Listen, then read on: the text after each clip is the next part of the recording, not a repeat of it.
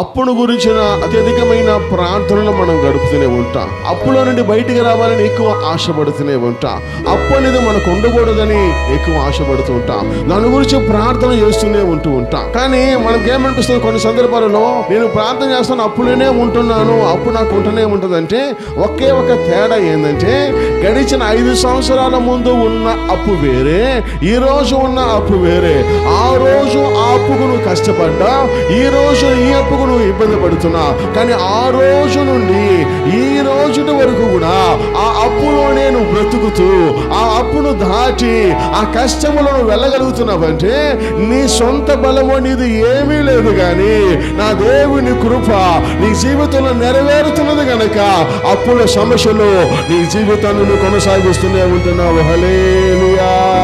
ఇదే అప్పు వేరే వరకున్నదంటే ఇప్పటికే వాళ్ళ జీవితంలో ఏమై ఉంటారో సతమతం అయిపోయి ఉంటా, కురంగింపబడి ఉంటా, అవమానింపబడి ఉంటా, సిగ్గునంది ఉంటా, ఏమై ఉండదో వాళ్ళ బ్రతుకులు తెలియదు. వారికి ఉన్నటువంటి పరిస్థితులను బట్టి వేరే వాళ్ళైతే ఎలా ఉండదో తెలియదు. కానీ నీకున్న కష్టములో ఈ దినము వరకు నిన్ను అవమానింపబడకుండా నా ప్రభు నీకు తోడుగానే ఉండిపోతుంటున్నా. నేను సిగ్గుపరచకుండా ప్రభు నడిపిస్తూనే ఉంటున్నా. నీ అవసరతలు తీర్చబడుతూనే ఉన్నా, నీ అక్కరలు తీర్చబడుతూనే ఉన్నా, నీ ఇబ్బందులు తీర్చబడుతూనే ఉన్నా. నీకు కష్టం ఉన్నది, కానీ ఆ కష్టములో నా దేవుని యొక్క సన్నిధి, నా దేవుని యొక్క హస్తము నీకు తోడున్నది గనక నీవు కష్టములో సుఖంగానే ఎంతవరకు వెళ్ళిపోగలుగుతున్నావు. హల్లెలూయా.